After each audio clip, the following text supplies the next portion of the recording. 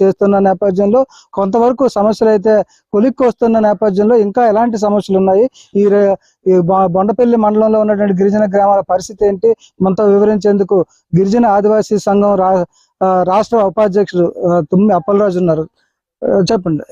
గత కొద్ది రోజులుగా కూడా ఈ గిరిజన గ్రామాల్లో ఒక విషయం అయితే వైరల్ అవుతుంది.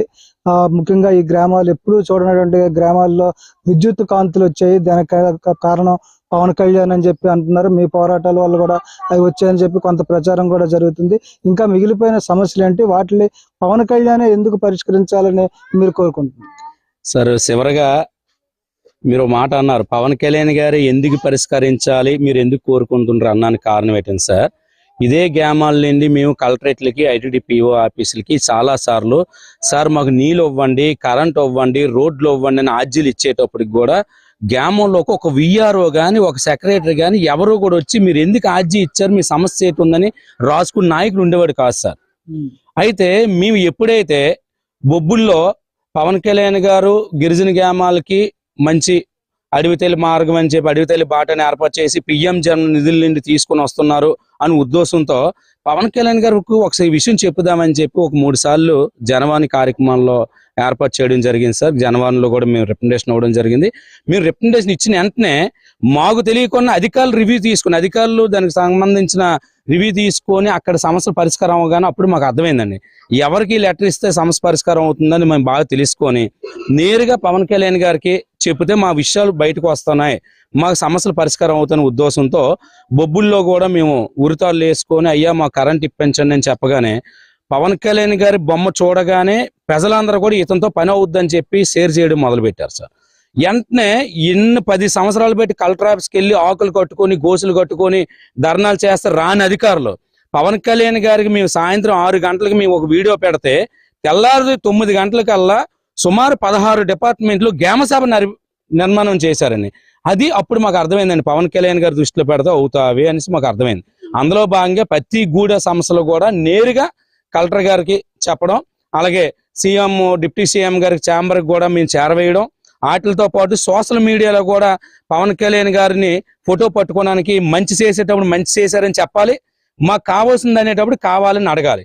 మేము ఏ గ్రామాలకి అయితే పవన్ కళ్యాణ్ గారి ద్వారా వాళ్ళకి కరెంట్ వచ్చిందో అయ్యా మీ ద్వారా వల్ల మాకు ఈ కరెంట్ వచ్చిందని అతను ఫోటో పెట్టి చెప్తున్నాం, అలాగే అయ్యా మాకు ఇంకా ఈ రోడ్డు సమస్య ఉంది ఇది కూడా మీరు పరిష్కారం చెయ్యండి అని చెప్పడానికి ఇది ప్రధాన కారణం సార్. అధికారులు మేము ఇంచుమించి ఈ ఊరే ఉన్నారు సార్. ఇప్పుడు ఈ గూడెం అనే విలేజ్కి మేము 8 సంవత్సరాల క్రితం వచ్చామండి. 8 సంవత్సరాల క్రితం వచ్చేటప్పటికి ఏంటంటే ఇక్కడ చిన్న చీకట్లో ఉండేవారండి. ఆ రోజు మేము అందరం కూడా 10 నాయకులు అందరం కూడా కలిసి అప్పుడు ఉమ్మడి ఐటీడీ పార్థిపురం ఉండేది కాదు సార్, ఉమ్మడి ఐటీడీ అల్లూరు జిల్లా సార్. ఇది పార్థిపురం కూడా విజయనగరంకి ఇది పాడేరు పార్థిపురం పాడేరు ఉండేది సార్.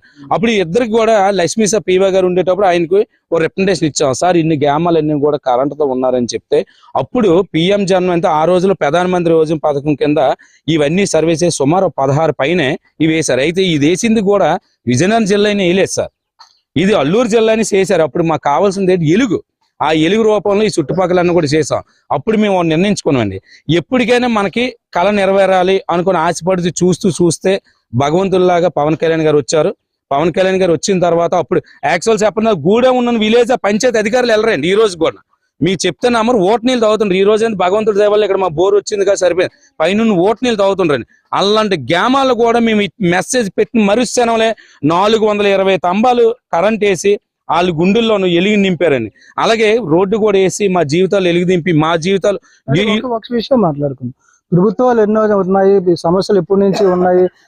ప్రభుత్వాలు కూడా అంటే ఏ పార్టీ అధికారంలోకి వచ్చినా గిరిజనుల సంక్షేమం కోసం కొన్ని వేల కోట్లు ఖర్చు పెడుతుంది, వాళ్ళ అభివృద్ధి కోసం ఖర్చు పెడుతుంది. అయినా సమస్యలు ఉన్నాయని చెప్తున్నారు, ఎందుకు గతంలో పరిష్కారం కాలేదు?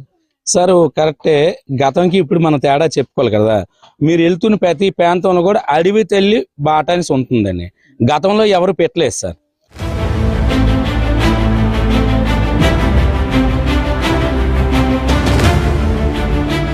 ప్రభుత్వం అన్ని శాఖలు సమన్వయంతో వెళ్తుంది, ఒక మంత్రి చేస్తుంటే ఇంకో మంత్రి చేయలేదు అనేది అది సాధ్యం అవుతుంటే పవన్ కళ్యాణ్ ఉప ముఖ్యమంత్రిగా ఉన్న సమయంలో పనులు జరుగుతున్నాయి, ఆయన దృష్టికి వెళ్ళిన ప్రతి సమస్య పరిష్కారం.